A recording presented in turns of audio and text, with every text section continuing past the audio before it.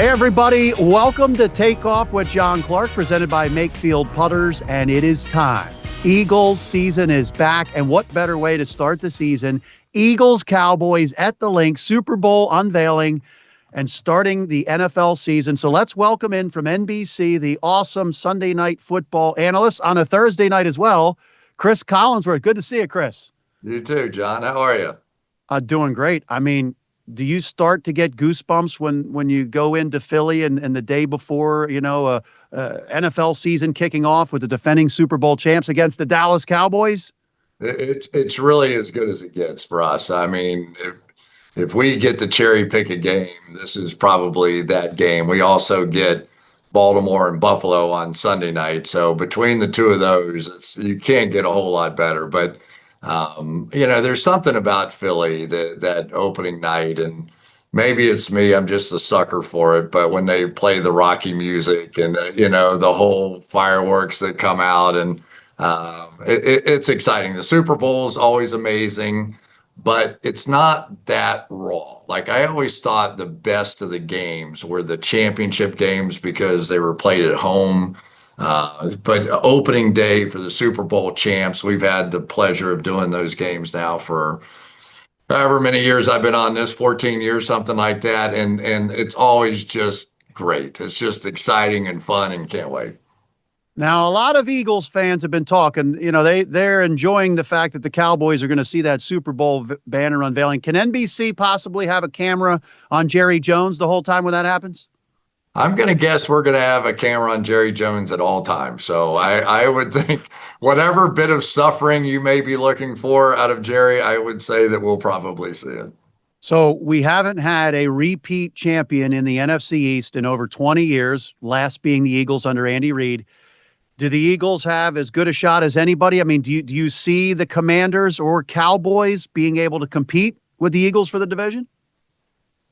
Compete, yes. I mean, there's no question you couldn't sit inside the stadium in New Orleans and watch that performance by the Eagles and not be taken back a little bit. I mean, you're always trying to, who's going to win the game, who's the better quarterback, who's going to be this, who's going to be that.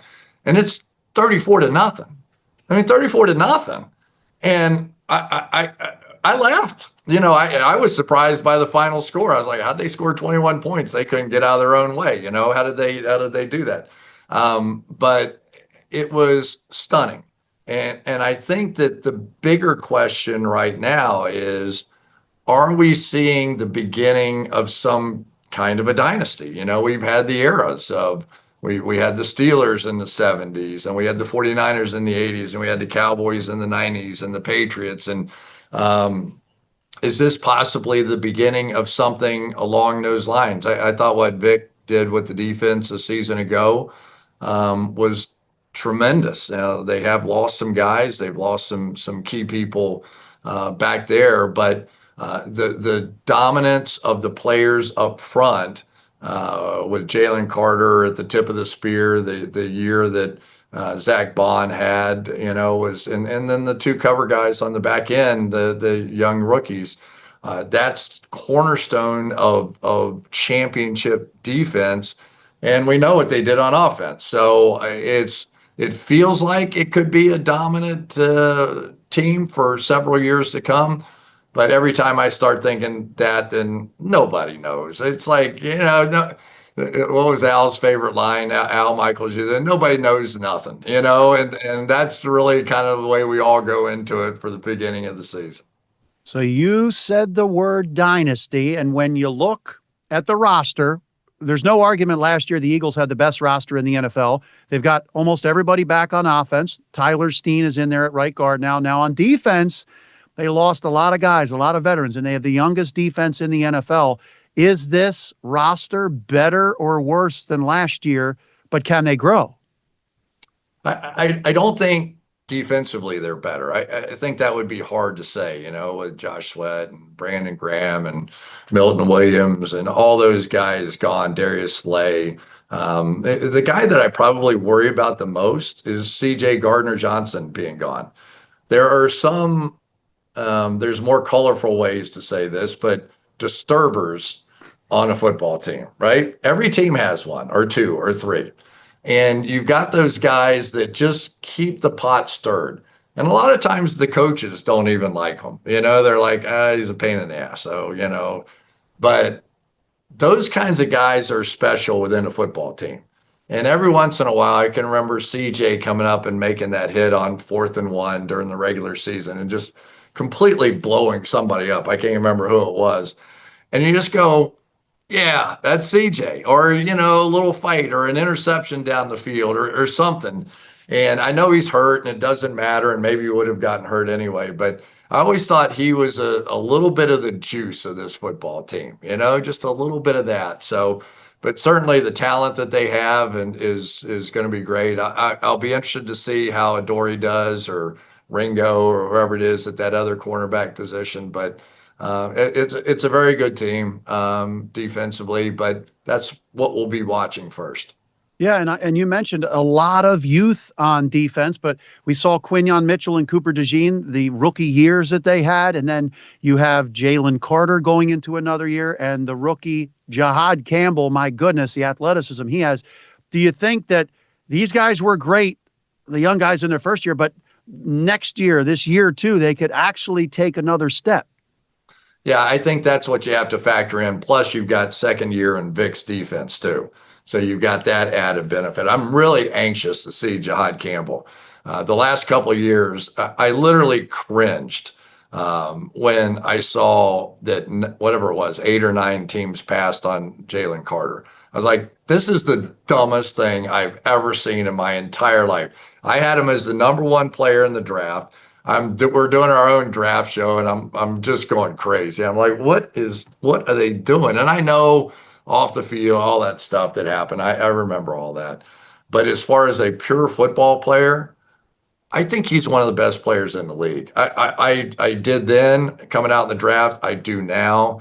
I think the partnership that he's established with Zach Bond, and we'll talk a lot about that during the course of the broadcast, is going to be amazing. If Jahad Campbell is healthy and does some of the things I saw him do at Alabama, I think he has a chance to be another one of those value add sort of guys where he can play multiple roles, play off ball, play on the edge. He can rush the passer. He can cover. He can do a lot of the things.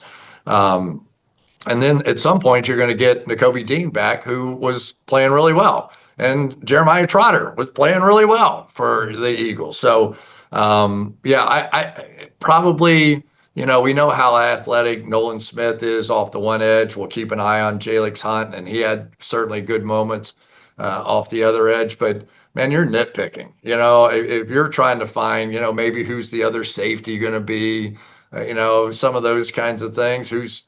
How is that corner going to play over there? But, yeah, they're world champs, and they were dominant world champs for a reason. The Rams were the only team that even came close to them during the run of the playoffs. So, yeah, they deserve the attention, and they deserve the discussion of, is this something that really special that could come out of it? Hey, I'm John Clark, and we are here in Bensalem, PA at Makefield Putters. And I got to tell you, we want to thank them for being our new sponsors of the Takeoff podcast. And I've got putting issues when I get out there. I'm 6'5", and I had to get a custom putter. When I got this custom putter here, it changed my putting game. When it's wintertime and we go get jackets, different size people need different size jackets. Well, we got to get a custom putter for our size, our type of swing and everything. They break it all down for you. They build up the putter from scratch. They have all the data, the analytics, the statistics to get you to be a good putter. And when I came here to Makefield Putters and I started to use my custom putter, I got to tell you, I make it with Makefield. So next time you're on the course with Makefield Putters, go birdies. You just mentioned you think Jalen Carter is one of the best players in the NFL. He's the one who closed out that playoff game against the Rams. So if we go from Jalen Carter, one of the best players, Saquon Barkley had one of the best seasons ever for a player in NFL history. But when I look at the 482 touches last year, getting to over 2,500 total rushing yards, most in NFL history, including playoffs, That 482 touches, can we expect Saquon to be the same? You're not expecting 2,000 yards, but like, is there going to be a residual effect from all those touches last year and the amount of work he got? Or do you think he's just going to keep rolling? Statistics would say yes, that there will be an impact. AJ Dillon coming in, hopefully he can take some of those snaps off of him. But sometimes I think about what they did. I mean, basically, they took away a chance for him to break the record, and he was okay with that. But it also probably added a little explosiveness to him in the playoffs, and I felt like we saw that as well. But Saquon's had a lot of injuries during the course of his career, but behind this offensive line, and he was running into the secondary. So it wasn't defensive linemen and linebackers that were hitting him like it was with the Giants. It was defensive backs trying to get him on the ground, and good luck there. We didn't see any of those guys that really had much success trying to do that. So I think Saquon's a really special guy. Not only did you get the talent, you get a guy that in a locker room you just cheer for, and guys want to be around him. And the appreciation that I know that he has for this offensive line and should have for that offensive line makes for a great partnership. I mean, it really does. That's, to me, great teams, legendary teams, dynasties start with great players. And, you go right down the list. I mean, my God, these two tackles are unbelievable. Dickerson's great. The receivers are both top 10 talent in the league. Jalen, I don't know what else you want out of Jalen. He made one mistake in 2 Super Bowl games. And other than that, was nearly perfect in both of them. He has a presence in short yardage. He has a presence in the red zone. You can run him on powers and various running plays that typically you have to use a running back for. So, yeah, it's all there. Football is a bizarre game. People get hurt. Strange things happen. But at the start of the season, for anybody to say anything other than the Eagles should be the favorite, that's wrong. You made some really good points there, and I want to back up what you said. Saquon Barkley, I mean, I remember when Jimmy Fallon asked him to come on after they win the Super Bowl, and he said, I'll only come on if my offensive line comes with me. And then, he bought them all gifts multiple times. So with that, the receivers said one of the reasons why we sacrificed a little bit in the passing game is because of how good a teammate Saquon is and how good he is as a running back. But do you think with Kevin Patullo, who's been there with Nick the whole time, and he's a passing game coordinator before, do you think we will see a little more passing this year and take some of that pressure off Saquon? I think the answer, if you're an Eagles fan, is I hope not. The formula of being able to run at will the way that they were a season ago means something special for wide receivers. It means that you're going to get one-on-one coverage. And PFF, my company, says that A.J. Brown is the number one receiver against man coverage. He has the best numbers and has had over the last 3 years. And then you put the deep threat of Devontae Smith on anybody that tries to cover that guy one-on-one and with the speed that he brings to the table. So you're just these corners for Dallas. I mean, assuming that Dallas is going to have to do something in addition to stop the Eagles' run game, right? Because Dallas wasn't very good at stopping the run anyway last year, and the Eagles were great at it. So they're going to have to commit people out of the secondary to help with that run. And now you've got Devontae Smith and you've got AJ and you've got, Dallas Goedert's good. We saw Calcaterra make a backhanded, one-handed catch, during the course of the year. So yeah, this is if they're throwing more, it's not a good sign for the Eagles. If they're throwing the same or less, I think they win another world championship. Wow. Could be back-to-back. And you mentioned Dynasty, and it's interesting because I heard you say this offseason that when you do the research and the meetings with the players leading into Sunday Night Football, you obviously meet with Nick Sirianni and Jalen Hurts. Did you say that Jalen, when you come into the room and you meet with him, is one of the most serious or the most serious people you've ever come across in your life?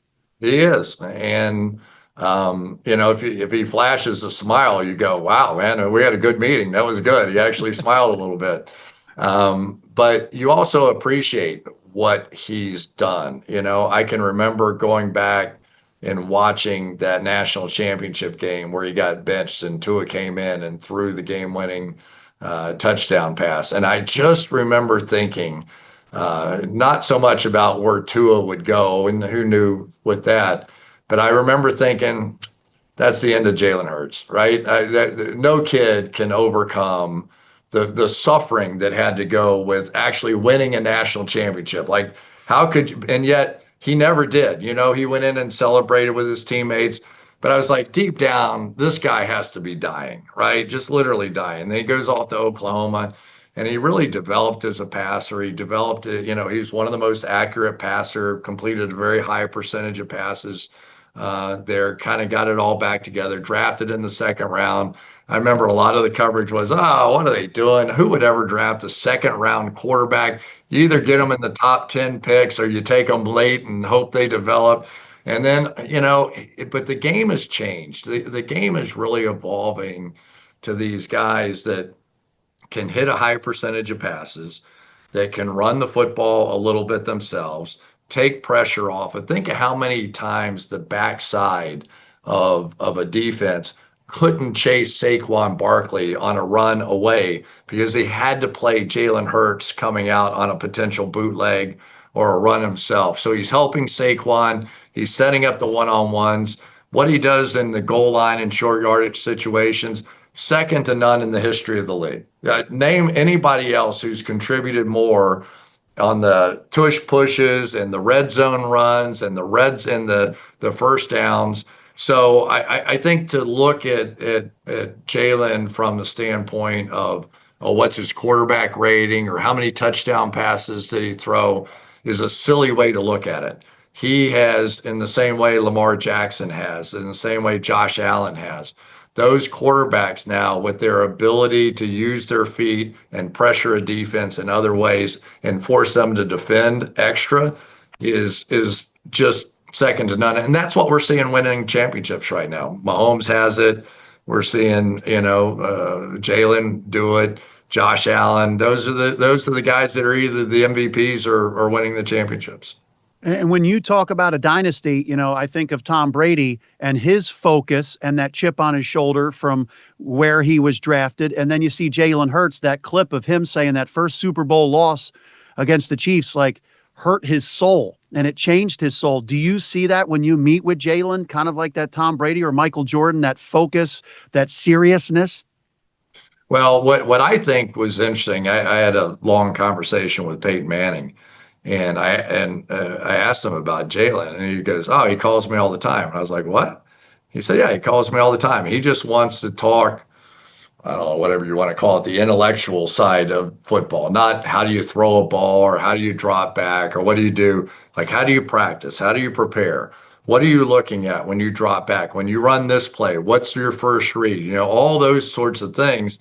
And I was like, well, that's pretty cool. That Jalen has the guts to pick up the phone and go, "Hey, Peyton, what's going on? Teach me something I don't know." But you get the feeling that moment where he was benched in the national championship game, Tua comes in and hits the pass, has never left him.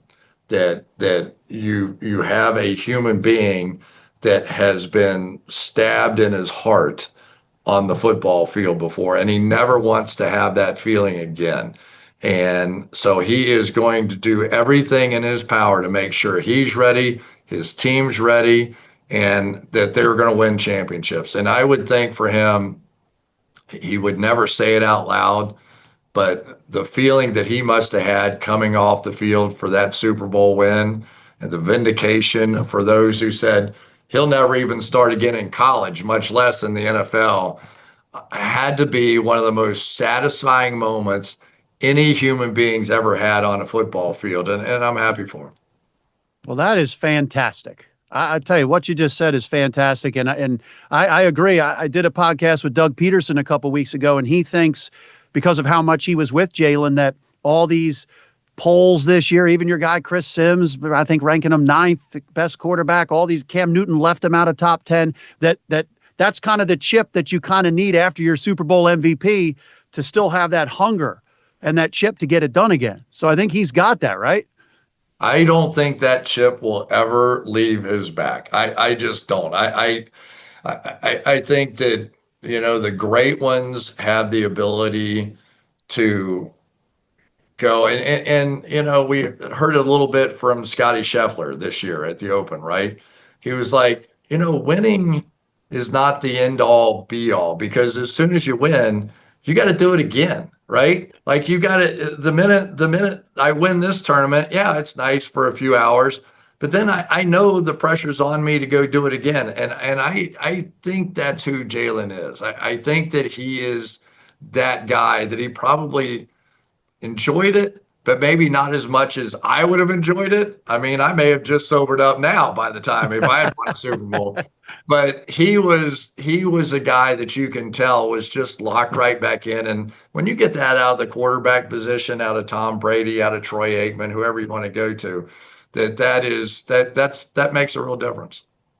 I completely agree. I think it sets the tone for the entire organization. Well, we appreciate your time, Cris Collinsworth, and we are so looking forward to seeing you again here in Philly. That means the biggest game in town is in Philly. Sunday Night Football on Thursday night to kick off the NFL season. And you remember 7 years ago when Nick Foles and the Eagles were playing the Falcons, there was some booing. The Boo Birds were out with the Eagles at halftime coming off the Super Bowl. That's why I love this city and this game the most. It's you don't have to guess how people feel. Yeah. It's a lot of fun, but as far as I think for television and for football fans, you want raw emotion, right? That's what makes the best television. And if you're looking for raw emotion around the game of football, you go to Buffalo, you go to Philadelphia, and that's where we're going in weeks for our first and second game. So I may be ready to calm down a little bit by week 3, but week 1, that is going to be fantastic. I love it. We look forward to seeing you, and we're going to watch you all season on Sunday Night Football, and maybe we will end the season with you again with the Eagles. Possibly, right? Absolutely. We do the Super Bowl at the end, so absolutely. You called it 7 years ago, the first Super Bowl in the history of Philadelphia. Maybe it happens again, the Cris Collinsworth factor. So we appreciate that. Thanks for your time. Sounds good. Thanks, John. The greatest. Oh, mom, so flagrant.